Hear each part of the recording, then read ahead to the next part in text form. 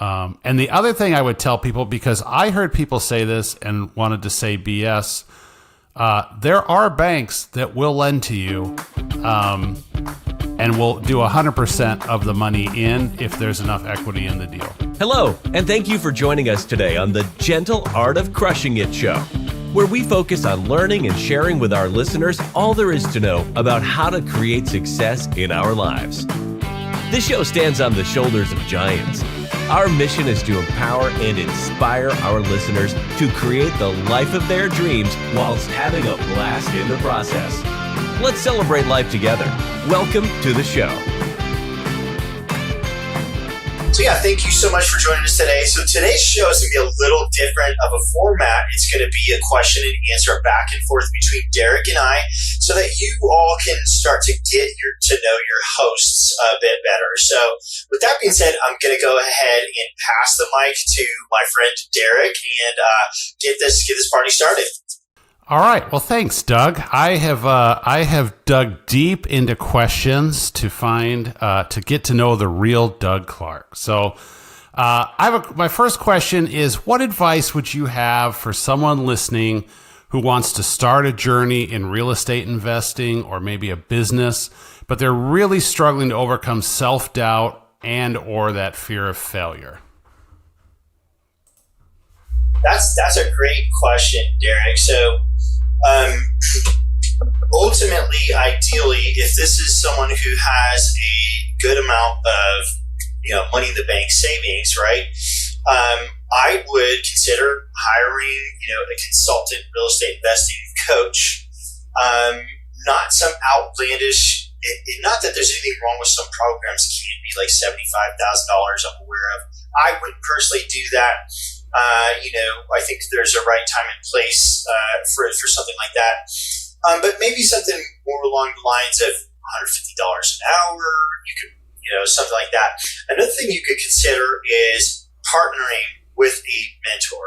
Okay, so what that can look like is, you spend some time networking. You find some people that are currently doing real estate deals. And you ask them, how can I help out? If this is more for folks who don't have an awful lot of capital to invest in real estate. Back to the individual that does have a lot of capital to invest in real estate, some other things I would do really is give yourself a deadline. Like, okay, let's say for the next 3 months, I'm going to read books. I'm going to listen to podcasts on real estate investing. I'm going to decide which way I want to go. Let's say I'm going to flip my first house. And then at the end of the 3 months, I'm going to begin the process of actively pulling the trigger. So you set yourself up with a timeline of like a couple of weeks or whatever. But the ultimate goal is to get your first property moving forward. So purchase your first property.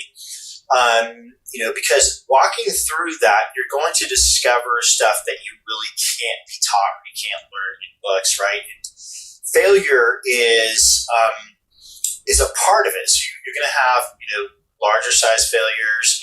Hopefully those don't happen very often, but small failures are a part of life. And so embrace those, expect them, and then have a game plan in the sense of, hey, my mindset is set on doing this. I'm going to continue moving forward. And again, that's where using a consultant or working closely with a mentor can be incredibly valuable. I would say, working through these fears equates to walking through the fears. In other words, take action in spite of the fears. And I think Jay Scott, he's the author of the book on flipping houses, is also they run the business show at Bigger Pockets. I believe him and his wife. I believe so. Yep. He said something along the lines of he's met two types of investors, one who have bought 0 properties and then ones who have bought 1 property, which leads on to 3 to 5 to 10. They never stop at one. So really getting that first one done could be the ugliest, messiest thing in the world. However, you will be, for the most part, grateful that you did that. And you can't do those without losing money. However, the risk of losing money is always going to be there in investing. So, come to terms with that, embrace it, and embrace your fears, and move forward in spite of your fears. That's a great answer. Thanks, Doug. Yeah, thank you, Derek. And so now it is my turn to fire a question your way. And so I don't know that we've ever actually talked about this, but my question to you, Derek, is when and how and where did you get started real estate investing? So, like, how long ago? You don't have to say what market you invest in, but like, what sort of niche that you invest in? Like, was it short-term rental initially, or? Yeah. So basically, we in 2011, we decided we wanted to buy a rental property, or I decided I wanted to buy a rental property, and my wife was like, "Okay, whatever you want." And so we started out and we started looking around, looking at different properties. It was obviously in the height of the real estate crash, and there were properties everywhere. I definitely struggled with overanalysis and still at times do. And by still at times, I mean almost daily.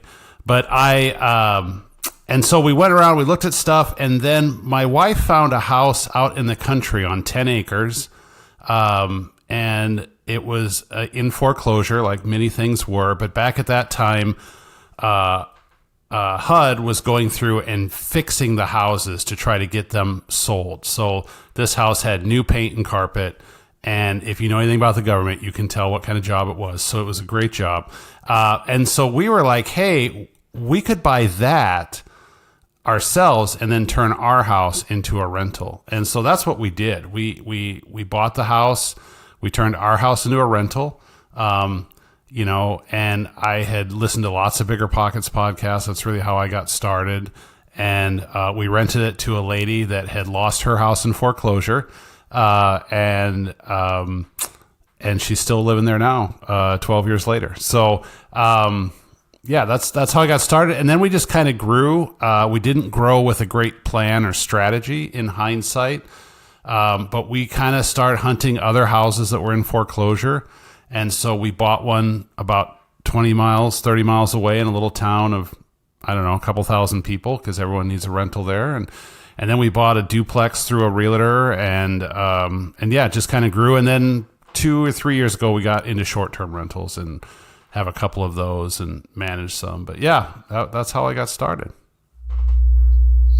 I love that. And how important would you say, is networking in building your real estate portfolio? Because what I've noticed is that's really common. The higher level real estate investors you come into contact, the bigger that individual's network actually is. So what are your thoughts?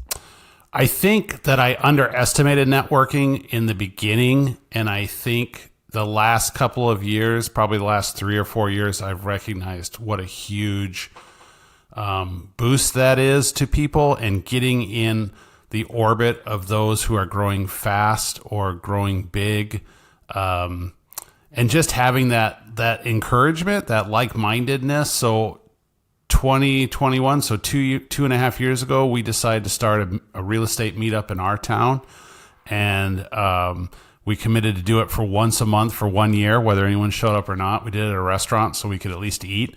And the first month, no one showed up. And the next month, 2 people showed up. And the next month, 4 people showed up. And the next month, like 3 people, but now, now we average about 20 people, cause I'm terrible at marketing, but it's, there's been some great relationships built. I met a guy that helped me flip a house this spring.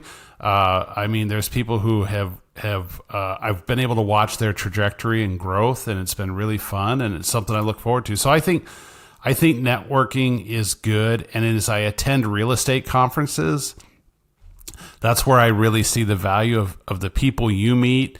But as you said, everyone I've met who we would call successful on a larger scale has a very strong network of people they associate with. So yeah, I hope that answered that question well enough.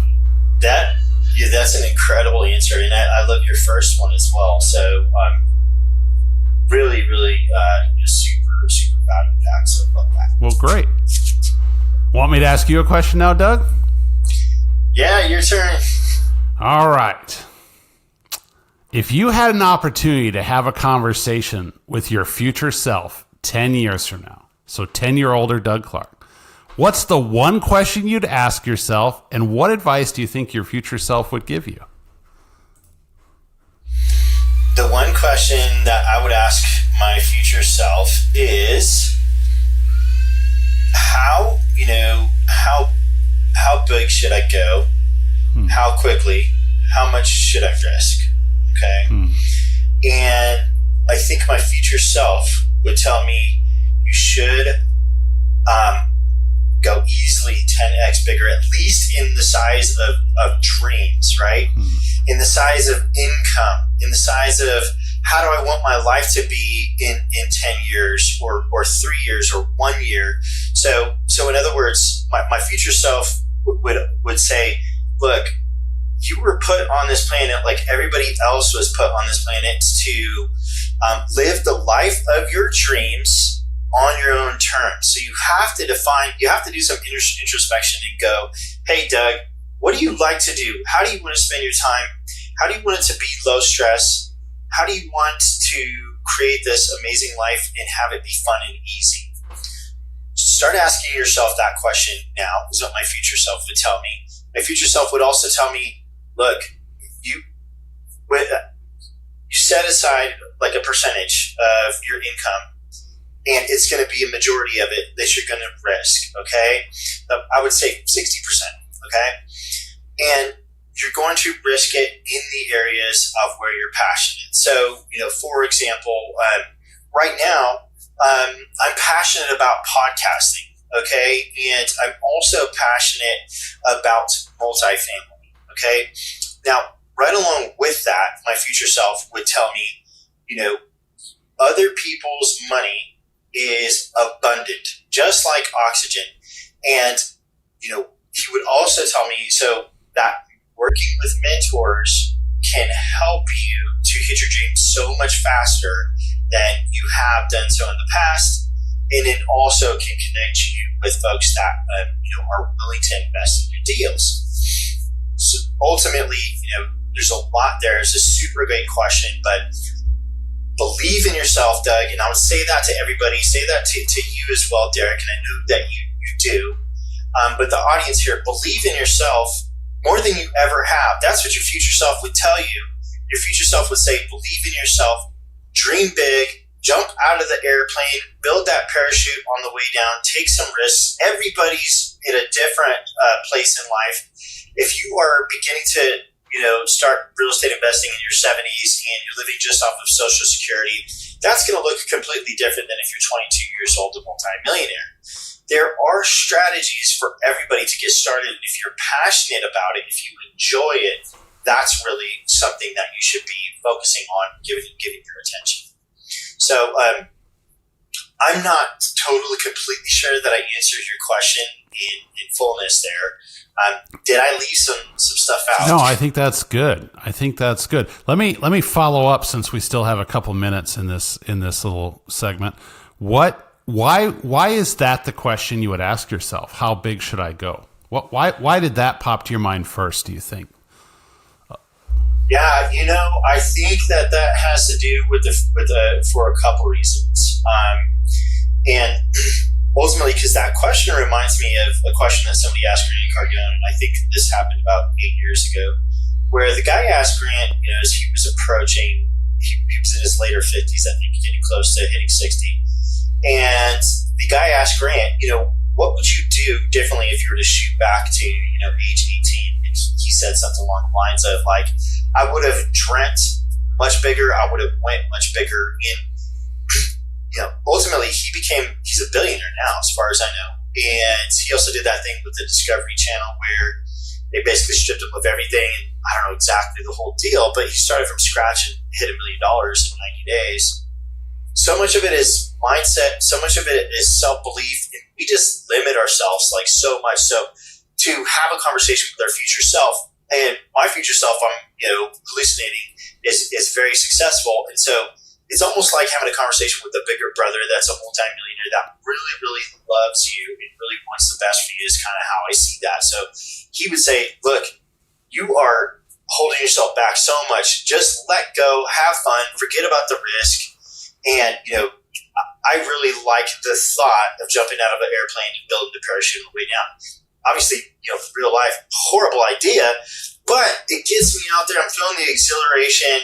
I'm taking action and, I'm learning along the way.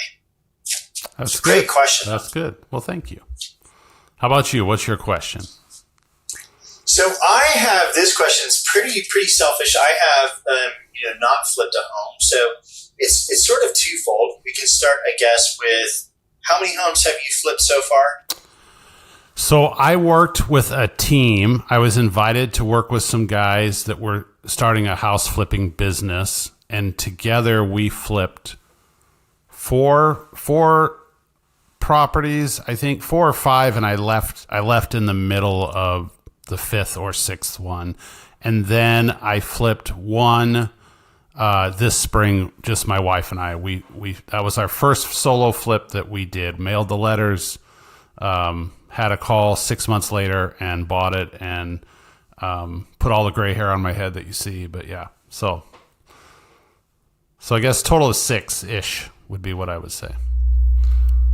That's huge. And what advice could you give to our listeners who are, interested in flipping houses, just period? What advice would you give to our listeners? Put everything in writing. Don't assume anything. I think that's if I could go back, I worked with a good contractor, but I thought I just kept a lot in my head. Looking back, I had a scope of work. I had everything in my head figured out. I had it written down, actually. I just didn't really share it and go over from day one. So there was some miscommunication issues. And there's just some stress of numbers matter. It's important for us. I think there are so many bad flips. In the middle of, or as we wrapped up our flip, we purchased a house as a sober living property in earlier this summer that was also a flip that was terribly done, and that it made me want to hug my contractor for all the good things. So our goal in flipping a house, and I think other people's goal should be that if I knock on the door a year later, that the guy I'm not embarrassed to have him show me the house and what we did there. So we doubled our budget. We went over our budget by twice as much, however I should say that.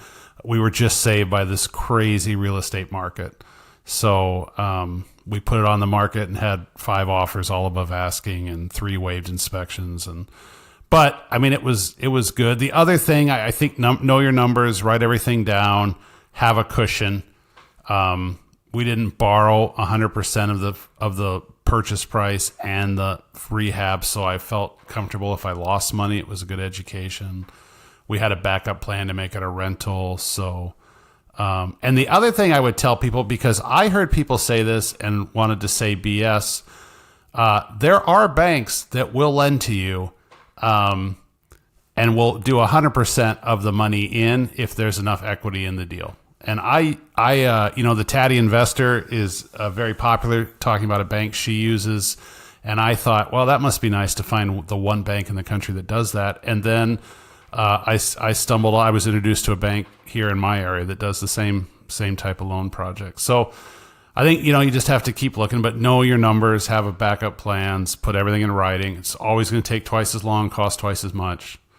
Don't try to make it work. And I think flipping is getting more challenging lately from what I hear and see.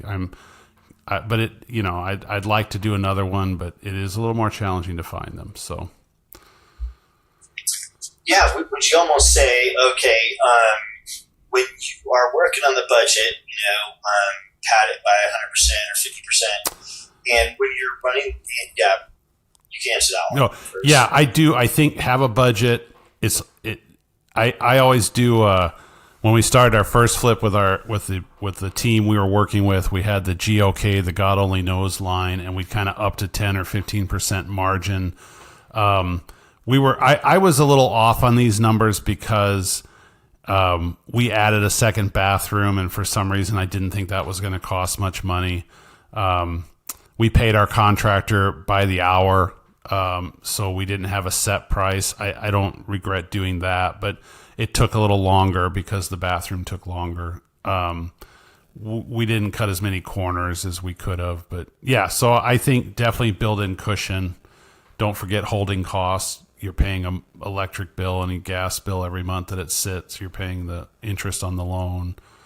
You're paying someone to mow the lawn if you don't have a lawnmower. So things like that. And maybe throw some buffer in there when you're, analyzing the deal / underwriting.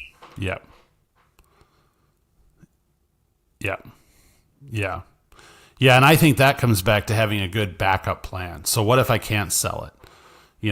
What if nobody wants it? What if, can I rent it? Can I live with it as a rental for a while? Will it break even? My analytical mind, I can develop 3 worst case scenarios for anything that could go wrong. So I try to build in some ideas of what we could do, of if this goes wrong, here's what we'll do. So, but yeah. Love that. Okay, awesome. So, and that's going to lead me to another question. I'll hold on to it though. All right. You ready with another one for me? Let me see what I've got here. What would you say is a daily habit or routine that you do that you have found to be a very instrumental key in nurturing a positive mindset and keeping you on track with your goals? Yeah, if I could give 3 answers, because I feel like they're necessary, and I'll just spit them out because I don't want to forget them, and then go into more detail. So exercise, mindset studies, wherever that is, and I'll touch on that, and then mastermind, however that looks. Okay, so exercise.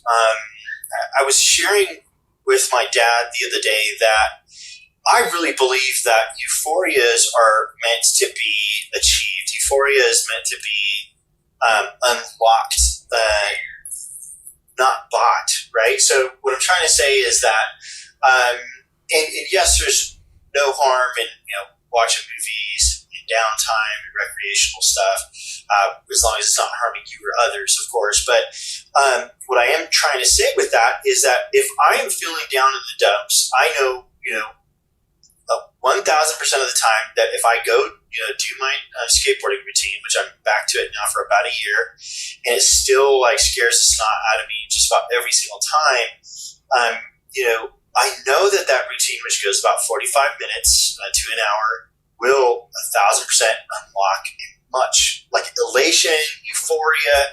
I'll feel amazing, and you can get that from running. You can get that from lifting weights. So doing a long walk. So breathing the air and sort of pushing your lungs a bit will get that to you.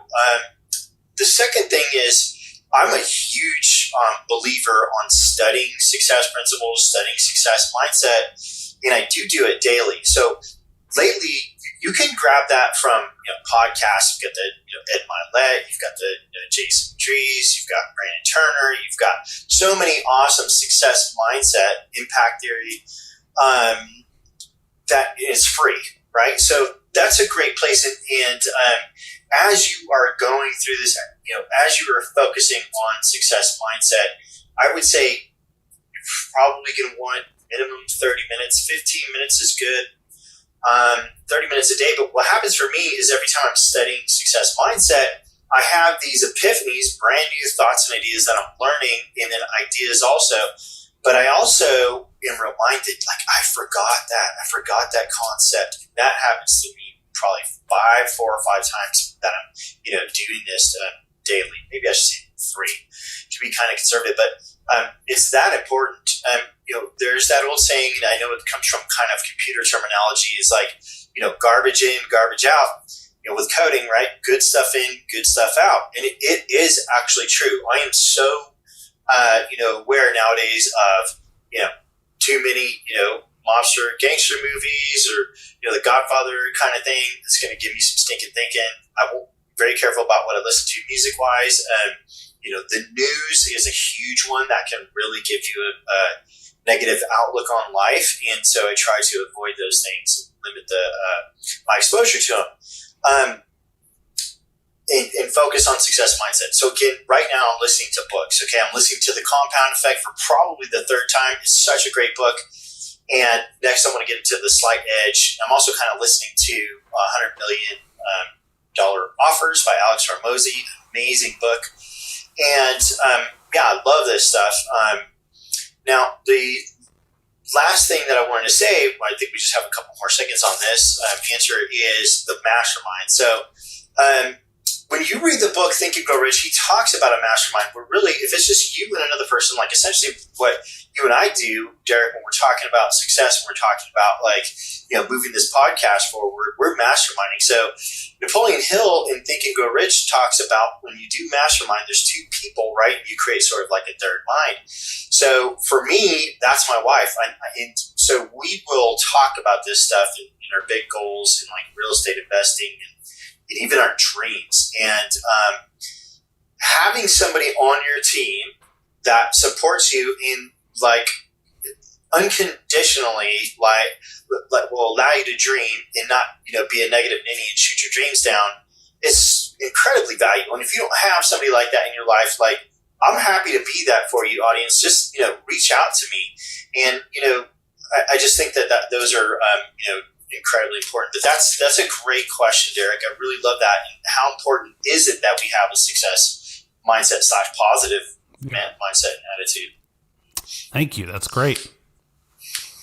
Yeah, and one last thing, we really could go on for hours on this, but gratitude, right? So that's good. That's good. All right, what's your question? So this question, I had a hard time just not throwing it at you a few minutes ago. Some of our audience members probably may have not heard of the BRRRR Method. So sounds like you had that as your plan B on one of the flips at least, right? Do you mind going over the BRRRR Method and have you used that strategy yet? All right, so if I understand it right, put me on the spot now. The BRRRR Method is kind of a phrase coined by real estate investors of buying a property, rehabbing it, renting it out, refinancing it with the goal of trying to get as much of your cash out, and then repeating it. So that gets you the BRRRR. Nailed it. Hey, yeah, I did listen to those podcasts. I have not done that successfully well. I will say, and I've probably never mentioned this to anyone, maybe than just a couple other close investor friends, but my one key, if I wanted to write a book, I think we own about $2 million of real estate. We've put none of our own money into it. And so in a way we've kind of BRRRR'd, but we just we would refinance a property. Again, remember what I said in another question and answer. I didn't work with a great strategy. I was and still am very debt adverse. So all of my mortgages were on short-term mortgages, and we were paying them down, and I had no cash flow. And I was like, wait, we need some cash. And so we refinanced some equity. We bought some other things. We just kind of did that and rolled into some of those things. So, but I think it can be done. What I hear people say now is it's a little more challenging to get a perfect BRRRR. I think if you can get most of your money out, that's great. I think trying to chase a perfect BRRRR, we can always just create all these limitations for ourselves as if the numbers aren't perfect. And as speaking as a person who loves to overanalyze, you can always find a reason not to do it. But I still think it's out there and possibilities are there to do those kinds of things. I probably the over analytical person in me, just numbers matter. And sometimes it's hard for me. I see some people post numbers on their Instagram accounts, and I'm like, man, those numbers are not something I'd buy. Now, I've missed a ton of deals too. So, I don't know if I answered your question there, or if I just kind of rambled on about my thoughts and but yeah. You answered it really well, and you brought up a couple of other things that I kind of want to dive into a little bit, because you're sort of touching on there at the tail end that, basically there is different investment strategies for different personalities. And your investment strategy that you are leaning towards is totally okay if you feel comfortable. I actually am, a huge fan of, home runs in baseball and, in real estate. However, I'd much rather just go the boring route and hit nothing but singles and have it be safe. So I wanted to say, that I really love the fact that you took, sounds like a lot of times you chose the 15-year fixed and you paid those things down. I mean, that's an excellent strategy because you're really setting yourself up to where you can be snowballing these properties, and you may not be cash flowing an awful lot right now, but pretty soon here, I mean, they're going to be cash flowing a lot and you're building a lot of equity. So I really, really actually love that. Well, in transparency, Doug, I have to turn in my Dave Ramsey card because I did go refinance them a couple of years ago and pulled out a bunch of money and put them on 30-year mortgages. But we are definitely, we try to keep at least 50% equity in our properties. I have this weird theory of, my whole plan is if I were to get hit by a bus tomorrow, my wife could unload the rental properties fast if she had to, or if we just got into some kind of financial chaos that what I owe on the properties, I could sell them tomorrow. And so that's kind of been our rule of thumb. I only have one property that's probably somewhat leveraged close to what it's owed. And that one I might argue isn't, but yeah, that's, yeah. So I haven't kept them all on short-term mortgages. But yeah, I do think, I do think those things are important, and I think people getting over leveraged. I've said it. I think I've said it on one of our podcasts before, but I feel like you can tell a difference when you listen to real estate people. You can tell a difference from the men and women who lived through 2008 and 11 as an investor and the newbies. They're the people who started after that, and it's nothing against them. It's a different. It's just a different mentality. We've seen some ugly stuff. And some great opportunities. So, yeah, and a lot of people lost their shirts and then some in 2008, the crash or the real estate bubble that burst. Yep. And that's where, if you are super over leveraged, and you're in kind of bad loans, chances are if you got them within the past few years, up until the rates started increasing in the 30-year fix, they're probably excellent. We had rates incredibly low, right? However, it is. I hear what you're saying, and that's the interesting thing. So, like Rod Cleef, he's a multifamily investor and like a real estate guru in Florida, right? He, if I remember his story correctly, lost. Essentially, I think he had hundreds of single-family residents, something like that. Lost them all, and just over-leveraged. Plus, there was really bad loans back then, 2005, 2006. However, he learned from that, and he came back even stronger. And now he has, sort of like rules that are put in place to protect him from the same sort of fallout. So won't make that. So the interesting thing is that the tough times, character really is, we can learn it from a book. It's best to learn it from a book. However, experience is an amazing teacher, in the sense of we're less likely to forget that lesson. Yeah, I agree. So, and I think one last thing there, one thing that we can, the silver lining to where we're at right now, the economy of inflation, the high interest rates, is that this will, should be feeling like we have to be really careful with real estate investing right now. And so hopefully we are acting that way as well. And, this, if we can become successful real estate investors during this sort of, market, which is not as bad as like the crash back in 2008. If we can become a good real estate investor right now, then as the tables turn and we get back into a really good market, we should be excelling, and we'll be grateful that we did. This is part of my argument, because I know there's people out there that are talking about, the sky is falling, you don't want to start real estate investing. That may be true. If the sky is falling, you can start real estate investing without using your own money.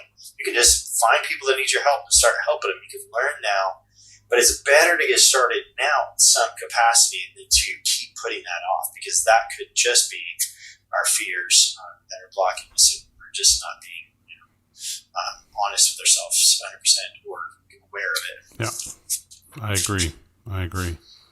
Got time for another question, or am I wearing you out yet? Yeah.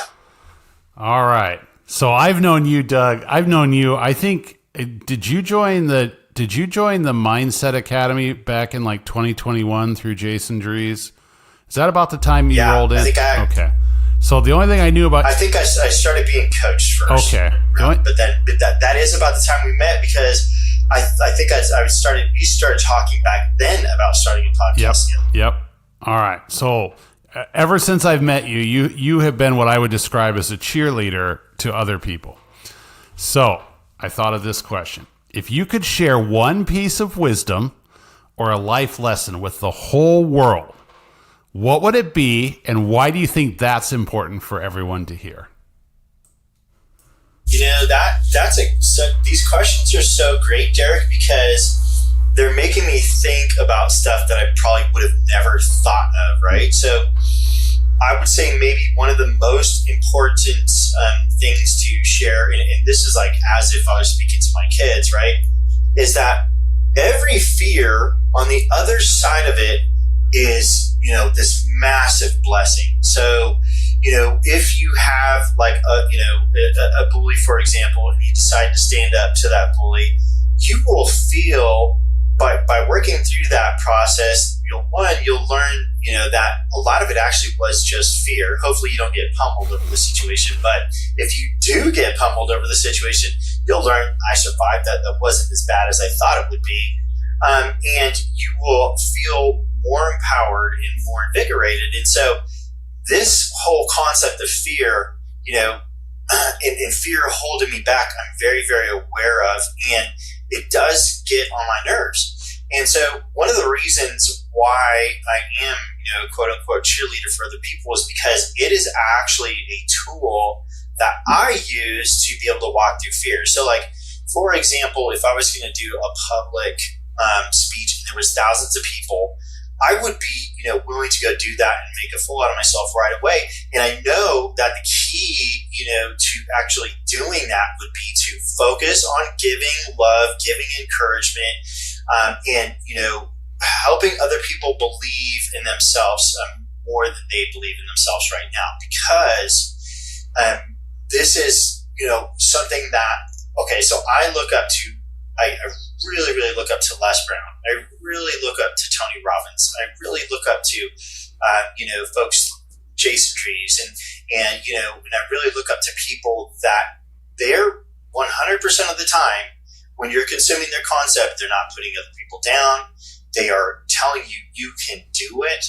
And, so for me, being an encourager, being a cheerleader for other people, not only empowers other people, but it empowers me. So that fear, whatever it is, walking through it, and knowing that, look, maybe this fear is that, hey, I'm afraid to jump off of this cliff and live. I really want to do it.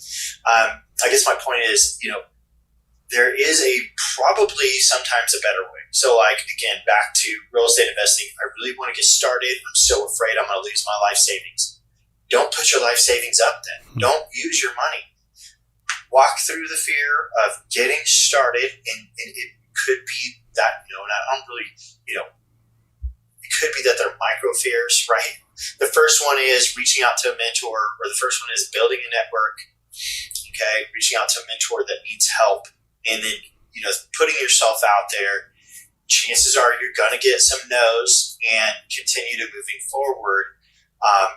So make it work for you, but don't let that fear stop you, because a fear can ultimately grow so big that, it's essentially like it destroys your life, right? It's like the stake in the ground that they start the baby elephants off with a little rope, and then when they're adults, it holds them, which makes no sense at all, right? So that's why fear bothers me so much. And the truth is, again, on the other side of your fear is a massive blessing. That's good. That's good. And again, thank you, Derek, so much, for your time. And I feel like this is so helpful. I want to continue doing this with all the hosts, and we can all, be sort of getting into each other's, business a bit more, because it really helps me, get to know you quite a bit more. And we didn't even dig into we probably dug into maybe 10, 15% of all your real estate investing experience, the good, the bad, and the ugly. And, there's just so much to be gleaned from there. It's very, useful stuff. You're basically like a wealth of knowledge. And so I really do, really, really appreciate you and your time. Hey, it's no problem. Happy to do it. All right. Awesome. Well, with that being said, we'll go ahead and wrap this one up. Thank you, audience, for checking out another episode of The Gentle Art of Crushing It. I know that you got an awful lot from Derek, and hope that you got at least a little bit of something from me. And, I hope that the rest of your day is amazing. Well, there you have it, ladies and gentlemen. Another episode of The Gentle Art of Crushing It. It was an amazing episode. We know we sure learned a lot, and we hope you did as well. We want to take a second and thank you so much for viewing or listening to this episode. And please just know that we only ask for one favor, and that is to make this life magnificent. Thank you, and have a wonderful day.